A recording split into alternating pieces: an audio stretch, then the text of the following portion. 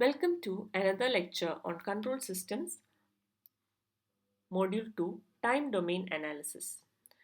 I am Dr. Purnima S., Assistant Professor, Department of Applied Electronics and Instrumentation, Rajagiri School of Engineering and Technology. First of all, let us look at what is called a time response. So, what is a time response? It is a response or output of a closed loop control system as a function of time. It's usually denoted by C of t. This time response can be obtained by solving the differential equation of the system, or it can be obtained from the transfer function if the input RFS is known, because transfer function is given by output Laplace transform by input Laplace transform. A typical closed loop control system is shown in figure where RFS is the input and CFS is the output. The response in the S domain is given by CFS is equal to RFS into M of S, where RFS is the input and M of S is the transfer function. The response in the time domain can be obtained from the response in the Laplace domain by taking the inverse Laplace transform. So, in Laplace inverse of Rs into Ms will give the C of t. The time response mainly has two parts: transient response and steady state response. Here, let us look at these two terms. Transient response is the response of the system when the input changes from one state to another. And steady state response is the response of the system when the time goes to infinity. We'll be looking at steady state response and transient response in detail in further lectures. Let us look at test signals. Test signals are used as input signals to predict the performance of the system. The actual inputs can occur as a sudden shock, a constant velocity, like a constant acceleration, etc. So the test signals resembling these actual inputs are used as inputs to test the system's performance. The standard test signals are step signal, ramp signal, parabolic signal, impulse signal, sinusoidal signal, etc. Let us look at some of them in detail. So, what is a step signal? So, this is a typical graph of a unit step signal. When the amplitude is 1, we call it as unit step signal. So, a signal which has the following properties is called a unit step signal or function.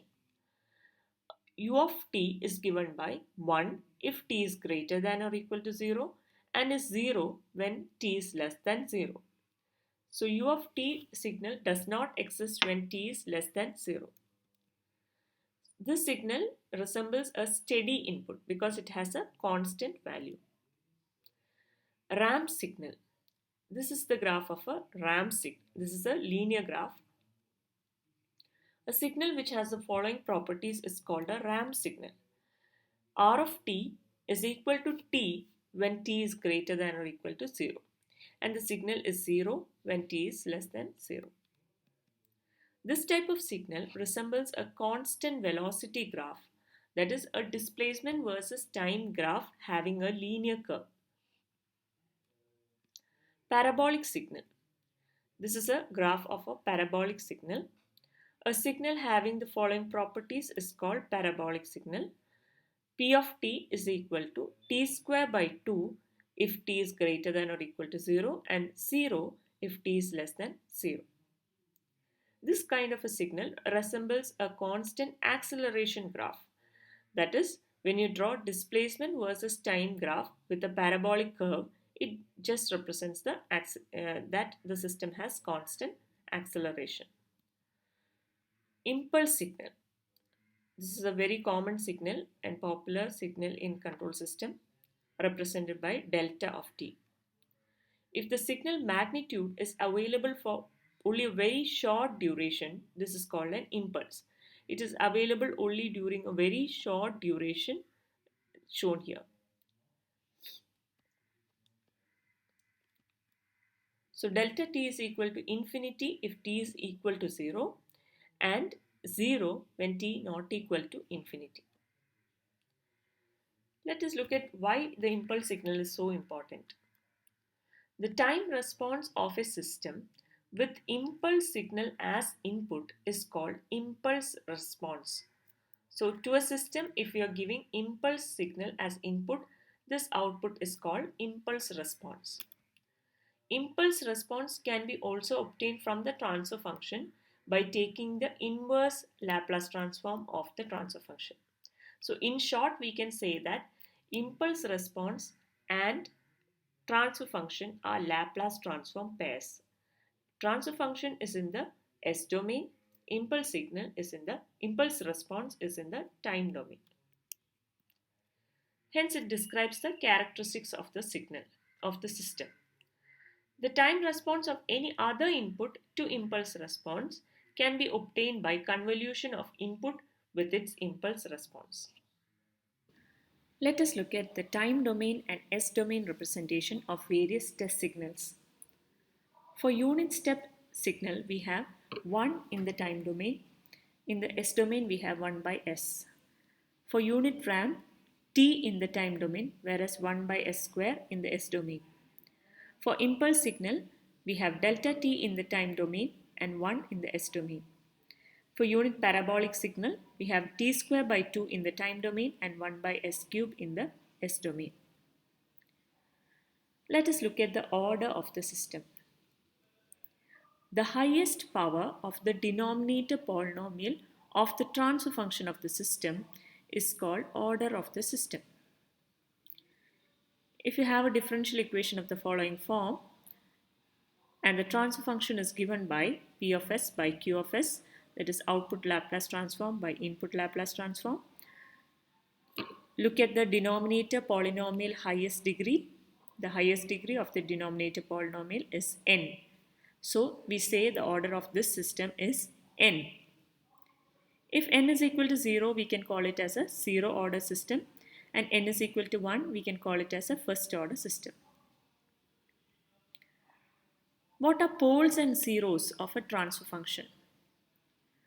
So the knowledge of the concept of poles and zeros will help us to easily analyze the system response. The poles are the values of s that cause the transfer function to become infinite. In simple words, we can say it causes the denominator of the transfer function to become 0. The value of s that causes the denominator of the transfer function to become 0. Similarly, zeros are the values of s that cause the transfer function to become 0. Let's look at an example. For the following transfer function, we have s is equal to 3 will make the transfer function go to 0. So s is equal to 3 can be considered as a 0. Similarly, we have in the denominator, the values of s which make the denominator become 0 are s is equal to 0, s is equal to minus 1 and s is equal to minus 2. So these are the poles of the transfer function. S is equal to 0, s is equal to minus 1 and s is equal to minus 2 are the poles of the given transfer function. Now, let us look at the response of a first order system to unit step input. So we are looking at what is the response of a control system, a first order control system to unit step input. So this is the given control system. So we have the open loop gain as 1 by Ts and the feedback gain as it's a unity feedback gain. So feedback gain is 1.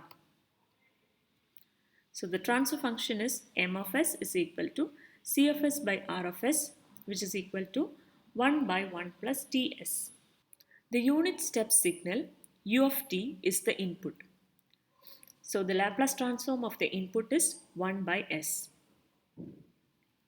The output response is now given by u of s into m of s. By using partial fractions, we can convert it into the following form: 1 by s minus 1 by s plus 1 by t. Now by looking at the Laplace transform equation, we can directly convert it into the inverse Laplace transform form. So C of t is given by 1 minus e raised to minus t by t. Thus, for a closed loop system, the unit step response is 1 minus e raised to minus t by t. For a general step response, we have this response multiplied by the step amplitude A. Now let us look at the graph. So for a unit step signal, we have the graph representing as shown here. We can see that at around time is equal to 5t, the graph almost settles down to a final value of 1.